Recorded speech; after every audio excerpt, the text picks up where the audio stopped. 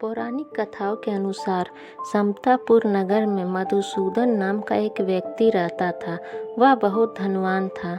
मधुसूदन का विवाह बलरामपुर नगर की सुंदर लड़की संगीता से हुआ था।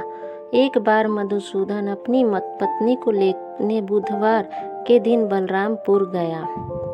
मधुसूदन ने पत्नी के माता पिता से संगीता को विदा कराने के लिए कहा। माता पिता बोले, बेटा आज बुधवार है, बुधवार को किसी भी शुभ कार्य के लिए यात्रा नहीं करते। लेकिन मधुसूदन नहीं माना। उसने ऐसी शुभ अशुभ की बातों को न मानने की बात कही। दोनों ने बैलगाड़ी से यात्रा प्रारंभ की। 2 कोस की यात्रा के बाद उसकी गाड़ी का एक पहिया टूट गया।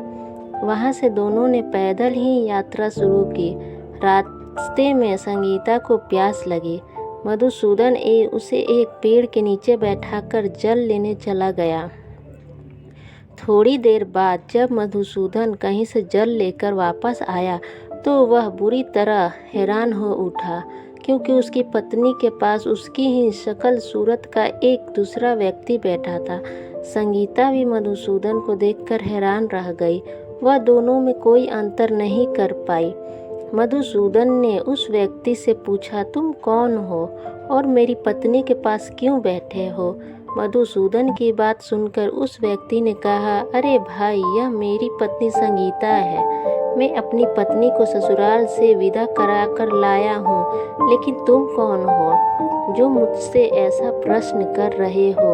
मधुसूदन ने कहा, तुम जरूर कोई चोर या ठग हो। यह मेरी पत्नी संगीता है। मैं इसे पेड़ के नीचे बैठाकर जल लेने गया था। इस पर उस व्यक्ति ने कहा, अरे भाई, झूठ तो तुम बोल रहे हो।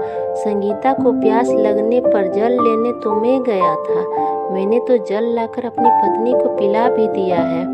अब तुम चुपचाप यहाँ से चलते बनो, नहीं तो किसी सिपाही को बुलाकर तुम्हें पकड़वा दूंगा। दोनों एक दूसरे से लड़ने लगे। उन्हें लड़ते देख बहुत से लोग वहां एकत्र हो गए। नगर के कुछ सिपाही भी वहां आ गए। सिपाही उन दोनों को पकड़कर राजा के पास ले गए। सारी कहानी सुनकर राजा भी कोई निर्णय नहीं कर पाए। संगीता भी उन दोनों में से अपने वास्तविक पति को नहीं पहचान पा रही थी। राजा ने दोनों को कारागार में डाल देने के लिए कहा। राजा के फैसले पर असली मधुसूदन भयभीत हो उठा।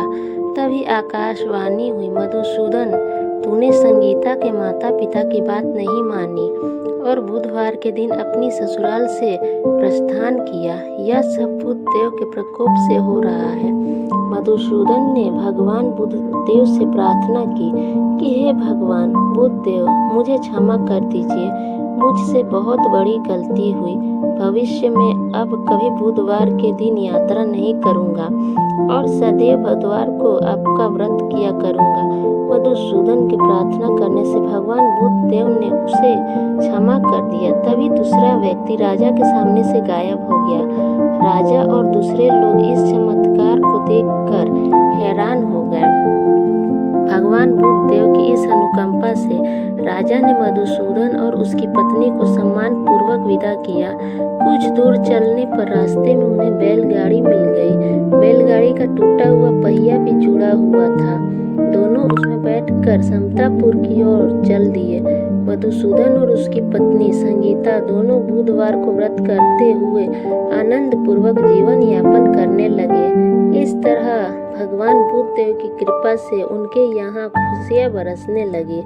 इस तरह जो स्त्री पुरुष विधिवत बुधवार का व्रत करके व्रत कथा सुनते हैं, भगवान बुद्धदेव उनके सभी कष्ट दूर करते हैं।